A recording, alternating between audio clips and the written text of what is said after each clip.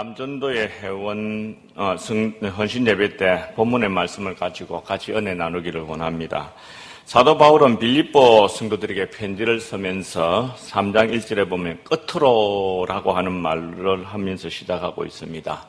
끝으로라고 하는 이 말은 빌립보 성도들에게 이 편지를 쓰면서 마무리하기 전에 하고 싶어하는 아주 중요한 말이 있다는 것을 의미하는 말입니다. 편지를 마무리하기 전에 정말 중요한 얘기를 하고 싶습니다 하는 그런 말입니다.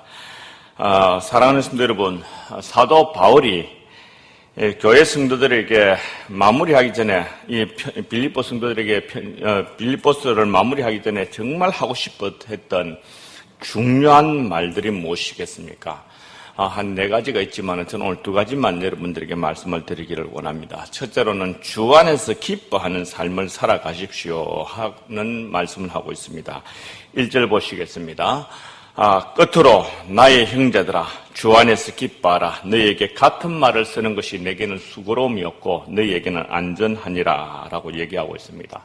사도 바울은 빌립보 성도들에게 주 안에서 기뻐하는 삶을 살아가라 그렇게 권면하고 있습니다. 이것은 정말 중요한 말이기 때문에 이 편지를 마무리하기 전에 끝으로 정말 하고 싶은 말, 정말 중요한 말, 지금 하고 싶어 하는 말이 있는데 주 안에서 기뻐하는 삶을 살아가십시오 라고 하는 말을 하고 있는 것입니다. 사랑하는 성도 여러분, 특별히 오늘 헌신 예배를 드리는 남전도 회원 여러분, 주 안에서 기뻐하는 삶을 살게 되기를 주님의 이름으로 축복합니다. 주 안에서 기뻐하면서 살아가야 합니다. 사도 바울은 이 환경에 지배받지 않고 기뻐하는 삶을 살았던 사람입니다. 지금 이 바울이 빌립보서를 써서 빌립보 교회 성도들에게 편지를 할 때 그가 지금 쓰는 장소가 감옥입니다. 감옥에 갇혀 있는 사람이 바깥에 있는 사람들에게 쓰는 편지입니다. 우리가 생각할 때 감옥이라는 것은 좋은 것이 아닙니다. 감옥이라는 것은 모멸스럽고 비참하고 또 괴로운 것이고 자유가 없는 것입니다. 기쁘기보다도 참담한 느낌이 드는 장소입니다. 사도 바울은 감옥에 있으면서 위로를 받아야 하는데 오히려 바깥에 사는 성도들에게 기뻐하면서 살아라. 그리고 계속해서 내가 다시 말하노니 기뻐하고 기뻐하라. 주 안에서 기뻐하라. 너희는 나의 기쁨이다. 기뻐하십시오 하는 이런 말들을 계속해서 반복을 하고 있습니다. 이런 것을 보면 그에게는 기쁨의 원천이 되는 예수님이 그의 마음속에 있다는 것입니다. 사도 바울은 환경에 따라서 기뻐하기도 하고 또 환경에 따라서 기쁨을 잃어버리기도 하는 그런 자가 아니라 언제나 주 안에 있다는 것이 기뻐하는 것입니다. 그래서 감옥에 있어도 주님 안에 있으니까 기쁘고 바깥에 있어도 주님 안에 있기 때문에 기쁜 겁니다. 환난을 당해도 기뻐하고 그래서 그는 기뻐하라 하는 이런 이야기를 바깥에 있는 사람들에게 자유를 가지고 있는 성도들에게 얘기하고 있습니다. 사실 이 기쁨은요 아주 이상한 기쁨입니다. 이런 평화와 기쁨을 소유한 성도가 이 세상에 가득 차게 되진다면 세상은 기독교를 보는 눈이 확 달라질 것입니다. 사랑하는 성도 여러분, 여러분들에게 이런 주님 안에 있는 기쁨이 계속해서 생활 현장에서도 나타나게 되기를 주님의 이름으로 축원합니다.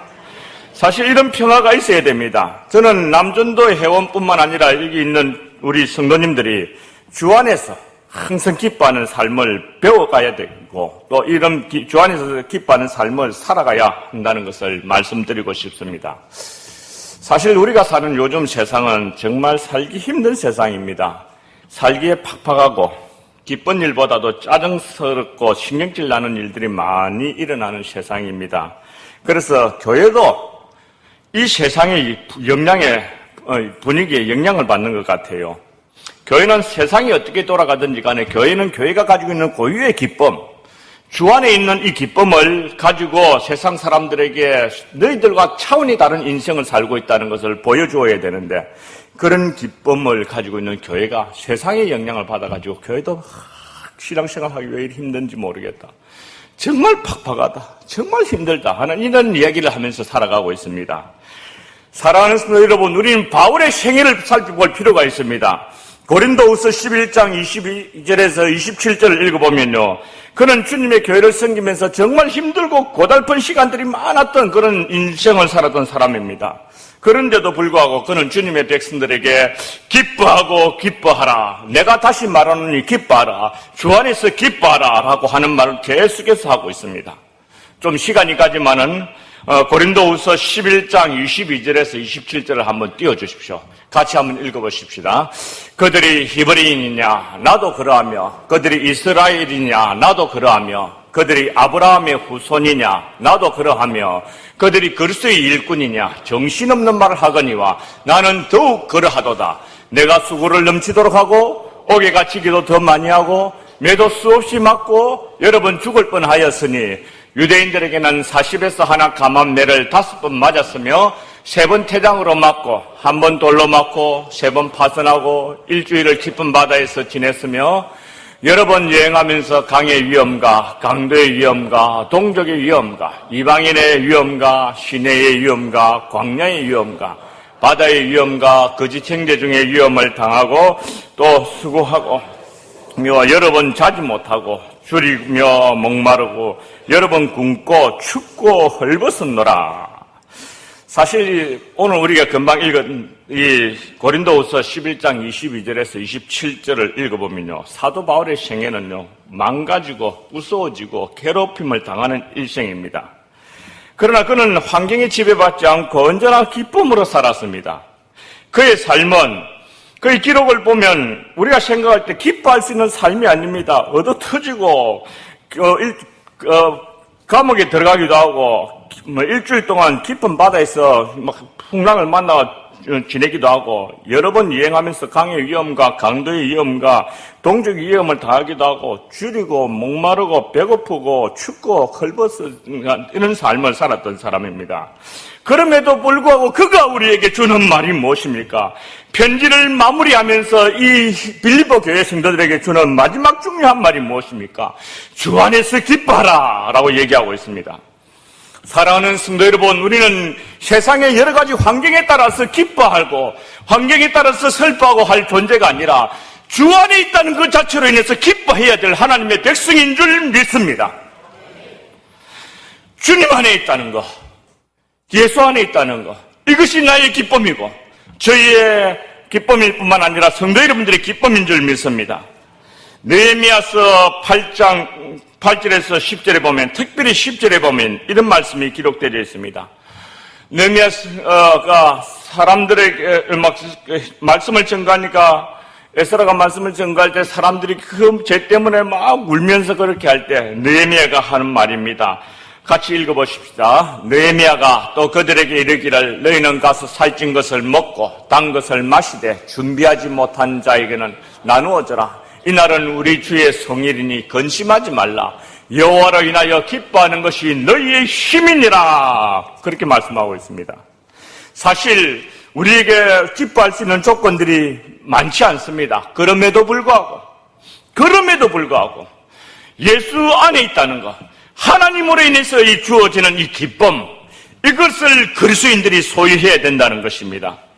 그래서 사도 바울은 그가 빌립보 성도들에게 끝으로라고 하면서, 내가 이 빌립보서를 마무리하기 전에 정말 중요한 하고 싶은 말 한 가지가 있는데, 그것은 주 안에서 기뻐하라. 그렇게 말씀하고 있습니다. 사실 참고로 이제 사도 바울이 가지고 있는 이 기쁨이라는 것을 연구해 보니까 너무 많습니다. 이것 가지고 다 하기에도 시간이 없습니다. 그렇지만 몇 가지만 간략하게 여러분들에게 말씀을 드리고 싶습니다. 사도 바울이 가지고 있는 이 기쁨은요, 예수님의 복음이 다른 사람들이, 자기를 반대하는 사람이 증거하더라도 예수만 증거되지만 나는 기쁘다. 그렇게 얘기하고, 내가 죽든지 살든지 그리스도 안에서 너희들을 위하여 죽어도 좋고 살아도 좋고, 내가 이렇게 어떻게 되든지 간에 내가 주 안에 있다는 것 자체가 기쁘다.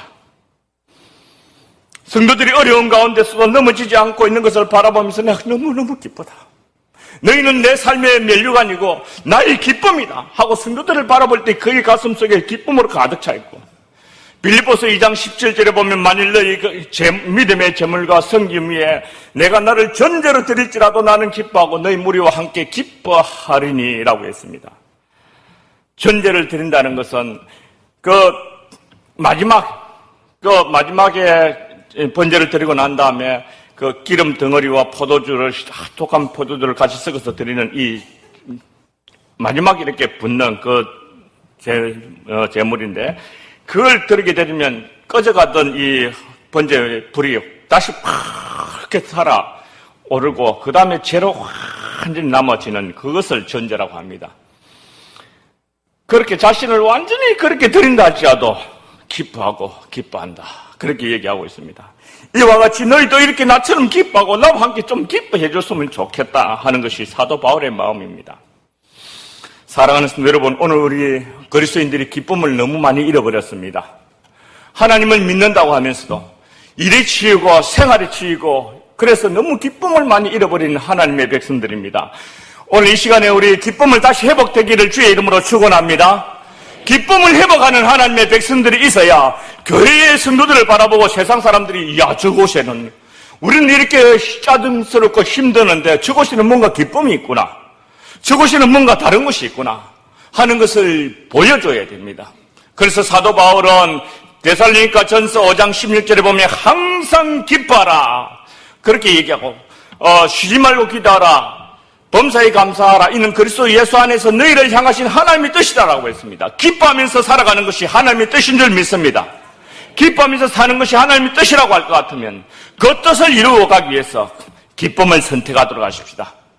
여러 가지 기뻐할 조건들이 우리에게 없습니다. 물론 저도 그렇고 여러분들도 그렇습니다. 그렇지만 예수님이 있다는 것 자체로, 예수님이 있다는 것 자체로, 예수님이 내 속에 계신다는 것 때문에 기뻐할 수 있는 하나님의 백성이 되신다면 우리 속에 놀라운 평화가 임하게 되질 것입니다. 오늘 본문에 보니까 사도 바울이 뭐라고 얘기하고 있습니까? 너에게 같은 말을 쓰는 것이 내게 수고로움이 없다, 그렇게 얘기하고 있습니다. 같은 말이라는 것은 무슨 말입니까? 기뻐하고 기뻐하라, 내가 다시 말하노니 기뻐하라 하는 이런 말입니다. 그리고 오늘 또 다시 주 안에서 기뻐하라라고 하는 이런 말을 하고 있는데, 이 계속해서 반복되지는 내용이 이 빌립보서의 내용입니다.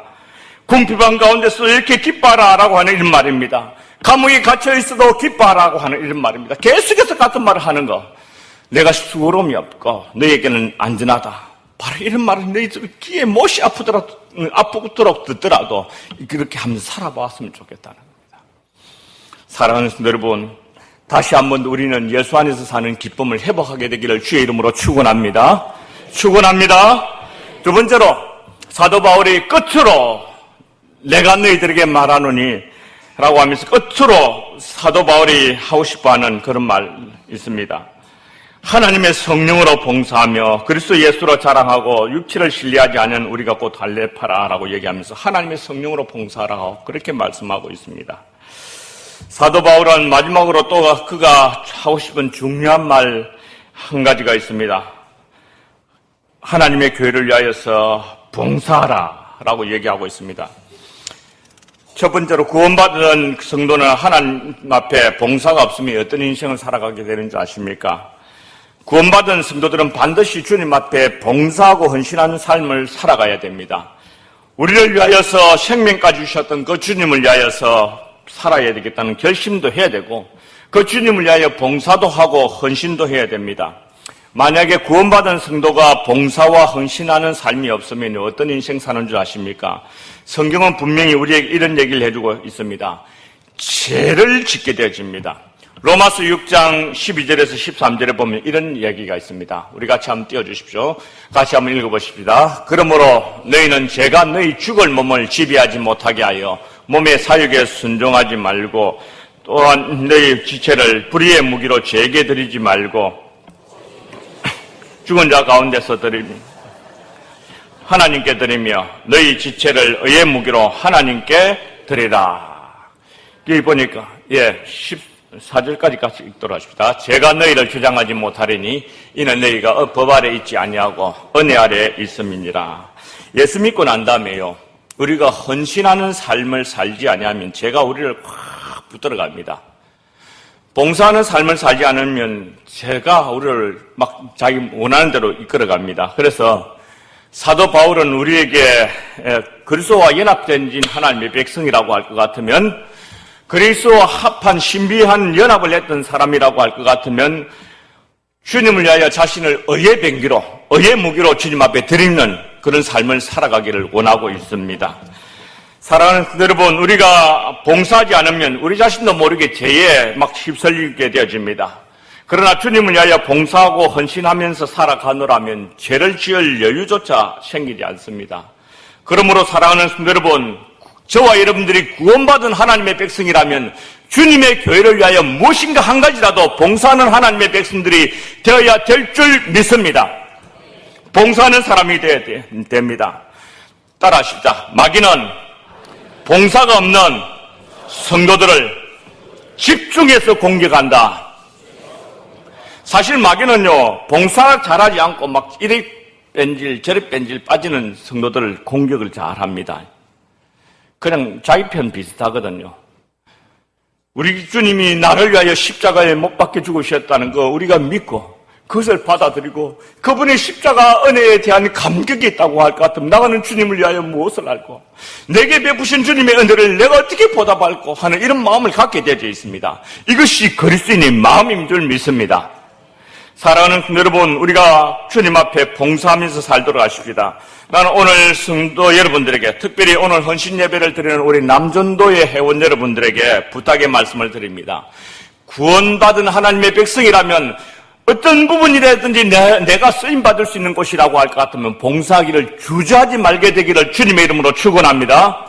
다른 우리 성도님들도 마찬가지입니다. 우리 특별히 청년들도 내게 하나님 앞에 맡겨주신 일, 내가 구원받은 하나님의 백성이라면 내가 주님을 위하여 뭔가 봉사할 수 있는 일이 무엇일까? 그것을 생각하고 그 일을 위하여 기도하면 하나님께서 그 길을 열어주실 것입니다. 우리가 봉사할 때 오늘 본문의 3절에서 중요한 문구가 있습니다. 하나님의 성령으로 봉사하라, 그렇게 말씀하고 있습니다. 성도들이 주님의 교회를 섬길 때 성령으로 봉사하라 그렇게 말씀하고 있는데, 성령으로 봉사하기 위해서 선행되어져야 할 것이 하나 있습니다. 그것은 성령 충만해야 된다는 것입니다. 그래서 주님 앞에 봉사할 때 기쁨도 있고 그 봉사가 즐거워지는 것입니다. 성도들을 자세히 보면 세 가지 형태의 봉사를 하는 경우가 있습니다. 첫 번째로는요, 시키니까 억지로 하는 그런 성도들이 있습니다. 이런 분들은 할 수만 있으면 핑계거리를 자꾸 만들어가지고 도망치려고 합니다. 쉽게 얘기하면 미꾸라지에 참기름 발라놓듯이 막 속속 빠져나가는, 잘 빠져나갑니다. 나는 그분들이 빠져나가려고 하는 저도 목회를 해봤을 때 그때는 어떻게 빠져나가는지 잡을 수가 없더라고. 어떨 때는 목사님 제 입장이 되어보면 저한테 그런 말 못합니다. 이거 한 대 치박을 수도 없고. 여러분, 두 번째로는 어떤 봉사하는 모습이, 봉사하는 분들이 있느냐면 자기 열심으로 봉사하는 분이 있습니다. 이런 분 참 귀합니다. 그렇지만 오래 가지 못해요. 조그마한 어려움이 있으면 막 불평이 쏟아져 나오고, 또 고달프고 힘들어지면 불평은 하지 않더라도 그냥 막 쓰러져서 낙심하는 그런 분들을 종종 봅니다. 세 번째로 이 성도들의 봉사하는 모습을 보면요, 성령으로 봉사하시는 분인데요, 이런 분들은 힘들어도 봉사하고 불평 없이 일합니다. 성령으로 봉사하니까요, 어떨 때는 이 봉사하면서 찬송을 막 저절로 하고, 찬송하면서도 그냥 찬송하는 것이 아니라 사람들에게 은혜를 끼치면서 찬송하면서 막 봉사하는데 참 즐겁게 하는 모습을 봅니다. 사랑하는 성도 여러분, 교회가요, 이 지상에 존재하는 동안에 봉사하는 일과 헌신하는 일은 멈출 수 있는 것 아닙니다. 헌신과 봉사는 주님이 부르실 그날까지 계속해서 있어야 할 일입니다. 그러나 계속해서 봉사하는 삶이 쉽지는 않아요. 그래서 우리가 성령으로 봉사해야 된다, 그렇게 말을 하고 있습니다. 때때로는 주의 일을 하다 보면요, 욕을 얻어먹는 경우가 참 많습니다. 이럴 때는 정말 때려치우고 싶고 속이 상하는 일도 있습니다. 그러나 성령으로 봉사하다 보면요, 그 사람 욕을 할 때 나를 잘 몰라서 그런가 봐, 이해도 되어지고, 때때로는 요거도 묵으면 주님은 아시겠지 하고 주님 바라보고 위로를 얻으면서 또다시 일을 합니다. 사실 주의 일을 하다 보면 괴롭고 힘든 일 많아요. 성령으로 봉사하시는 분들 보면요, 어려운 일이 생길 때 기도하면서 봉사기를 계속 하시는 분들 보면 참 귀합니다. 저는 찬송가 212장에 보면 이런 찬송이 있잖아요. 겸손히 주를 섬길 때 괴로운 일이 많으나 구주여 내게 힘줘서 잘 감당하게 하옵소서. 끝까지 참 기도하면서 이렇게 찬송하면서 그를 부르는 감당하는 분 보니 참 귀하더라고요.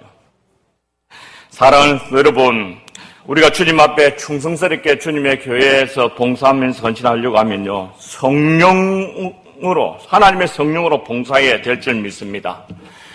사랑하는 여러분, 성령으로 봉사하기 위해서 우리가 해야 될 일이 무엇이겠습니까? 성령 충만을 받아야 되는 것입니다. 많은 내용들을 많이 준비해 왔지만 우리 또 계속해서 이 행사 준비해야 될 것들이 있기 때문에 간략하게 좀 말씀을 드립니다. 사실 사도 바울이 선교사로서 또 목회자로서 사역을 하면서 깨달은 것이 하나 있었는데, 성령으로 봉사한다는 것이 얼마나 중요한가 하는 것을 그의 체험 속에서 깨닫게 되어졌습니다. 사도 바울이 이제 선교의 중요한 전환점을 가지게 되진 적이 있었는데, 그것은 자기가 고린도 교회에서 그 선교의 전환점을 갖게 되었습니다. 고린도전서 2장 1절에서 5절에 보면 이런 말씀이 나옵니다. 제가 읽어드리죠. 형제들아, 내가 너희에게 나아가 하나님의 정거를 전할 때에 말과 지혜의 아름다운 것을 아니하였나니, 내가 너희 중에서 예수 그리스도와 그의 십자가에 못 박히신 것 외에는 아무것도 알지 아니하기로 작정하였습니다. 내가 너희 가운데 거할 때에 약하고 두려워하며 심히 떨었노라. 제 4절 5절 좀 띄워주십시오. 제가 읽어드리겠습니다. 내 말과 내 전도함이 설득력 있는 지혜의 말을 하지 않고 다만 성령의 나타남과 능력으로 하여 너희 믿음이 사람의 지혜에 있지 아니하고 다만 하나님의 능력에 있게 하려 하였노라. 그렇게 말씀하고 있습니다. 사도 바울이요, 2차 전도 여행을 하면서 빌립보 교회, 데살로니가, 아레오바고를 거쳐오면서 고린도 교회를 세우게 되었는데, 빌립보 교회에서 그래도 조금 성공적으로 좀 교회가 세워졌고, 데살로니가 교회에 와서는요, 가가지고 교회를 세우고 난 다음에 3주 만에 바울이 쫓겨납니다. 쫓겨나고 그 다음에 아레오바고 이 아테네에 가가지고 아레오바고의 광장에서 아주 멋있는 설교를 합니다. 그 변증학에서 중요한 그 모델이 되어지는 그런 설교를 합니다. 그런데 거기에서 성도들이 별로 없습니다. 얻지를 못했어요. 그런데 그곳에서도 선교를 실패를 하고 다시 이쪽으로 고린도 지역에 넘어왔습니다. 연속적으로 교회를 세우다가 실패를 했는데 열매도 별로 없고 힘들고 그렇게 흘러 찾아온 것이 고린도 지역입니다. 이 고린도 지역에 와보니까 앞에 두 지역보다도 더 힘들고 어려운 지역이 있습니다. 그것은 엄탕한 도시고 달의 여신을 섬기는 아프로디테 신전이 있는 도시인데요. 이 신전의 행사를 할 때, 제전의식을 할 때 막 남녀가 교접을 하고 엄청난 이런 일을 하면서 그 신이 흥분을 해가지고 그 다산의 축복을 해주고 풍요롭게 해준다는 그런 그 곳이었습니다. 종교적으로 엄탕한 도시고 그 도시의 젊은이들은 이런 영향을 받아가지고 아주 방탕을 하고 복음을 전하면 도저히 받아들일 것 같지도 않고 복음을 들어도 이 사람들이 변화될 것 같은 느낌이 전혀 들지 않는 그런 도시였습니다. 그런 열악한 고린도에서 사도 바울은 자기 동족을 생각하면서 회당에서 복음을 전했는데 이 고린도에 있는 유대인들이 자기 동족을 생각해서 동족이 복음을 전했는데 이 동족들조차도 사도 바울을 막 괴롭히기 시작하는데 정말 정신없이 괴롭힙니다. 오직했으면 회당에서 옮겨가지고 이방인 집에 들어가서 이제 선교 활동을 계속했습니다. 좌절해가지고 절망해져 있을 때에 신기한 것은 그 회당장에 바울의 설교를 몇 번 듣고 난 다음에 이 바울이 그 회당장 그리스도가 온 집안 사람들과 더불어서 예수를 믿고 돌아 나오는 거. 그리고 또 고린도 사람들이 예수를 믿고 세례를 받는 이런 일이 벌어지고, 그러는 가운데서도 계속해서 이 유대인들이 그를 괴롭히는 때 성령께서 그때 환상 가운데 나타나서 그를 격려하고 위로를 했습니다. 이런 내용이 사도행전 18장 9절에서 11절에 나타나고 있습니다. 9절에서 11절에 보면 우리 같이 한번 읽어보십시다. 밤에 주께서 환상 가운데 바울에게 말씀하시되 두려워하지 말며 침묵하지 말고 말하라. 어떤 사람도 너를 대적하여 괴롭게 할 자가 없을 것이니 이는 이 성중에 내 백성이 많음이라 하시더라. 1년 6개월을 머물며 그들 가운데 하나님의 말씀을 가르치니라. 아멘. 이 주께서 환상 가운데 나타났다 했는데 여기서 주님은 바로 성령님을 가르치는 말씀입니다. 성령님께서 사도 바울에게 얘기하는 겁니다. 그 심한 어려운 가운데 있을 때에 성령께서 나타나셔서 두려워하지 말고 침묵하지 말고 담대히 말하라. 내가 너와 함께 하고 있다. 그러니까 그곳에서 그때서 사도 바울이 하나님의 말씀을 전가하면서 자신을 갖고 그 격려 속에서 철저하게 깨달은 것 두 가지 하나 있었습니다. 하나는 절실하게 성령님을 의존하면서 사역을 하기 시작했다는 것과 또 한 가지는 오직 예수만을 전가하겠다는 것이었습니다. 그래서 그때 이후로 사도 바울은 고린도 교회에서뿐만 아니라 빌립보 성도들에게 편지를 쓸 때 당신네들이 하나님 앞에 봉사를 할 때 하나님의 성령으로 봉사하도록 하십시오. 하나님의 성령으로 봉사해야 당신들이 하나님의 일을 제대로 할 수 있을 것입니다. 그렇게 말씀하고 있습니다. 사랑하는 성도 여러분 성령 충만 받게 되기를 주의 이름으로 축원합니다. 성령 충만 받아야 주님의 일을 할 때 제대로 주님의 일을 하게 되집니다. 우리가요 겨울에 땅을 삽으로 파려고 하면 잘 안 파집니다. 하루 종일 파도 조금밖에 팔 수 없습니다. 그런데 포크레인 가지고 한번 땅을 팍 파면 1시간만 해도 막 굉장하게 파게 되집니다. 마찬가지로 우리 개인의 힘으로, 우리 개인의 열심으로 아무리 해도 잘 안 되지만은 성령님께서 함께 하시면 우리가 큰 일들을 하게 되질 줄 믿습니다. 우리가 하는 사역 그 자체도 성령님과 함께 하시면 성령의 충만함을 받아가지고 일을 하게 되면 놀라운 역사를 일으키게 되어질 것입니다. 그래서 주님의 일을 하는 주님의 백성들, 오늘 아침에도 우리 목사님의 말씀하신 그대로 주님의 일을 하게 되질 때 지혜를 얻는 것도 성령 충만을 받아야 되겠지만 주님의 일을 할 때도 성령 충만 받아야 주님의 일을 제대로 할 수가 있습니다. 아멘. 오늘 그래서 우리 하기학교 하기수련회 또 뿐만 아니라 하기 봉사하는 이 젊은이들 다 봉사하는 우리 교사들 다 성령 충만 받게 되기를 주의 이름으로 축원합니다. 그리고 남전도의 회원들뿐만 아니라 여기 모이는 주님의 백성들 다 성령 충만 받아서 주님의 교회를 열심히 섬기도록 하십시다. 말씀을 맺습니다. 두 가지입니다. 하나는 사도 바울이 참 이 빌립보서를 마무리하기 전에 당신들을 정말 주 안에서 기뻐하면서 살아라 그렇게 얘기하고, 또 한 가지는 하나님의 일을 할 때에 하나님의 성령으로 봉사하라 그렇게 말씀하고 있습니다. 하나님의 성령으로 봉사하기 위해서 어떻게 해야 되겠습니까? 세 가지만 말씀드립니다. 어찌하든지 기도하기를 게을리하지 마십시오. 기도는 성령 충만을 계속해서 이어가게 하시는 큰 통로인 줄 믿습니다. 두 번째로 성령 충만을 어떻게 계속해서 받을 수 있겠습니까? 하나님의 말씀을 들을 때 성령 충만을 받게 되어집니다. 사도 베드로가 고넬료 가정에서 하나님의 말씀을 전거할 때, 이 말을 할 때에 모인 그곳에 하나님의 성령께서 임재하셔서 그들을 다 모인 곳에 성령 충만을 받는 역사가 나타났었습니다. 그래서 설교 시간은 하나님의 성령의 충만함을 받는 아주 소중한 시간인 줄 믿으시기를 바랍니다. 그리고 세 번째로는 여러분 하나님의 말씀을 전가하도록 한번 해보십시오. 그러면 말씀을 전가하는 가운데 내 자신이 뜨거워지는 것을 경험하게 되질 것입니다. 저는 종종 강단에 서서 말씀을 전가하는 것이 얼마나 복된 것인가 하는 것을 자주 느낍니다. 어떨 때는 힘들어서 못할 때도 하나님께서 세워주신 그때에 하나님의 성령께서 붙들고 있다는 그 자체를 느끼게 되지는 것을 바로 이 말씀을 전가할 때 느끼게 되집니다. 스데반이 말씀을 전가할 때 사도행전 7장 55절에 보면 성령이 충만하여 하늘을 우러 주목하였다라고 했습니다. 말씀을 증거하는 그 순간에 그의 심령 속에 성령께서 강하게 역사하는 것을 보게 되는 것입니다. 사랑하는 성도 여러분, 말씀 맺습니다. 기뻐하시기를 주의 이름으로 축원합니다. 그리고 하나님 일을 할 때 성령 충만하게 되어져서 주님의 일을 잘 감당하게 되기를 주님의 이름으로 축원합니다.